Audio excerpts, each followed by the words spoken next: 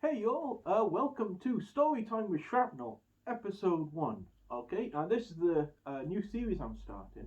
I'm going to bring you all of the dumbass moments, the stupidest stuff I have ever done while being a member of the furry fandom. Hopefully this will make you laugh, but probably it's going to make you cringe because, well, it's the furry fandom. Mm. Now, I was originally going to start this off with the story about how I almost got 100 furries arrested in Germany. But unfortunately, that story involves a lot of angry shouting in German, and the other half is currently asleep, so maybe not right now. Instead, I'm going to tell you about the time I almost got arrested by the TSA for some sort of terrorism related charge. Okay, so we're going back to the dusty days of 2008. Um, I'm on my way to Anthrocon over in America. Obviously, it's in America. I'm British. I have to fly over the pond to get there. Um, so I pack my bags, grab my usual everyday bag to use as carry-on, and off I go. I head on down to Bristol Airport. I go through the scanners there, and this is an important fact for later, but as I'm going through the scanner at Bristol Airport, the lady behind the scanner isn't watching the screen. She's looking at me, or specifically my nerdy t-shirt that says, "There's no place like 127.0.0.1," which is a funny joke to nerds, but to most people, they have no clue what it means. And she's looking at me and looking at my shirt and then looking back at me and she's like, "I don't get it," as my carry-on luggage goes through the scanner.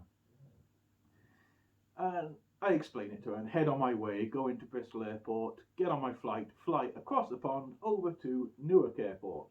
And this is where the trouble begins. See, I get off this great big international flight, go into Newark Airport. I'm going through the scanners there to get into the departures area. And I'm just waiting there thinking, oh yeah, everything's fine, everything's good, just another scan, happy days. When the nice lady behind the scanner pauses for a moment and presses a button on her desk. And I'm like, "Can I have my bag back, please?" A few minutes pass and this nice gentleman comes over in a nice official uniform and pulls me to one side, brings my carry-on bag with me. I'm like, okay, I've been stopped for a random check. All is good. And he starts going through my bag very carefully with some nice rubber gloves on, examining every little detail. And I'm thinking, shit, is he going to find my sketch pad full of furry art that I've been drawing? Oh crap, this is bad. But no. He did find my sketchbook full of furry art, but that wasn't the problem. Oh no. The problem started when he carefully pulled out a 12-inch long combat knife from my carry-on luggage. And he looked at the knife and looked at me and looked at the knife and then back at me. And then he's like, "Can you explain this, please?" And let me tell you, I am now shitting kittens. No, I'm not shitting kittens. I'm shitting full-grown cats because I forgot that was in my bag. Yes, it was my 12-inch combat knife, and yes, it was in my bag, but I forgot that it was there when I was packing in the morning.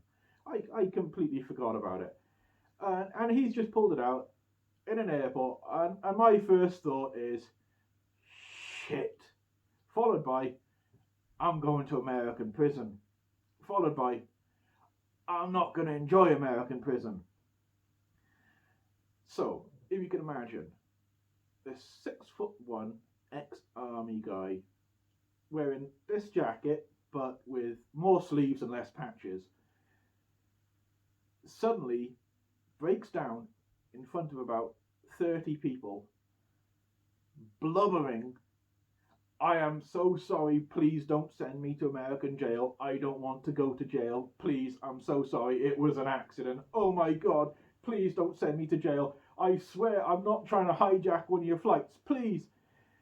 And all this time, I realise that there's more of these officers slowly gathering around, and they're all standing off, carefully looking at me. And I'm on my knees now.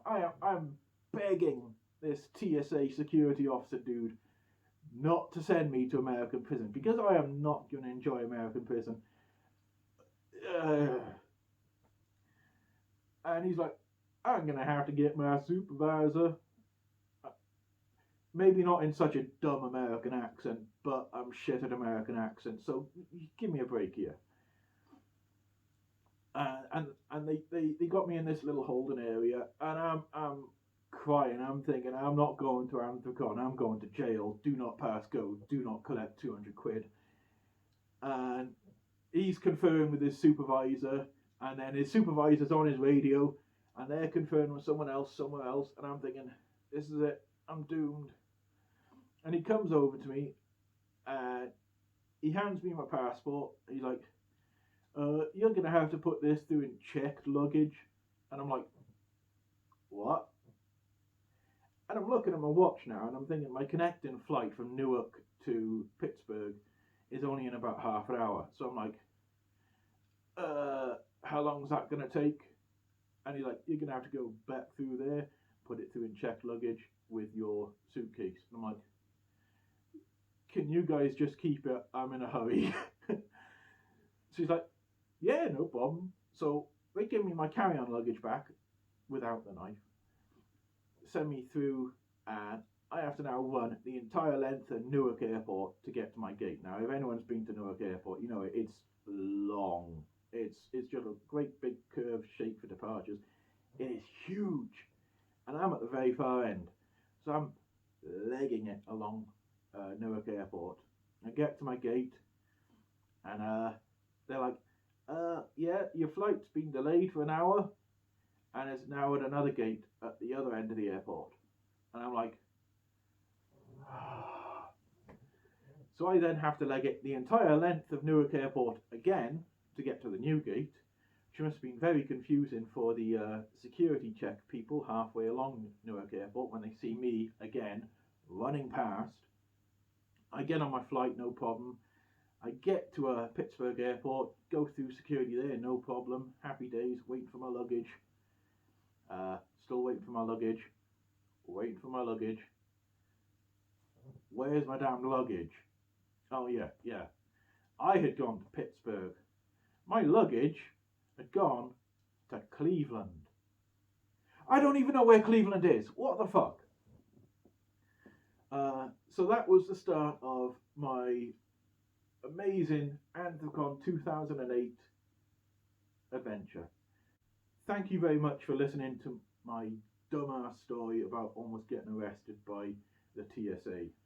Now, like I said, this is episode 1 of Storytime with Shrapnel. There will be more stories. I have done a lot of dumb shit over the years.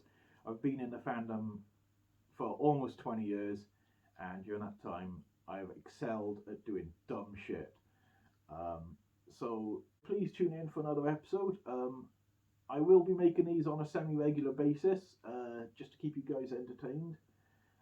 If you liked the video, please leave a like below. If you really liked it, drop a comment or even subscribe.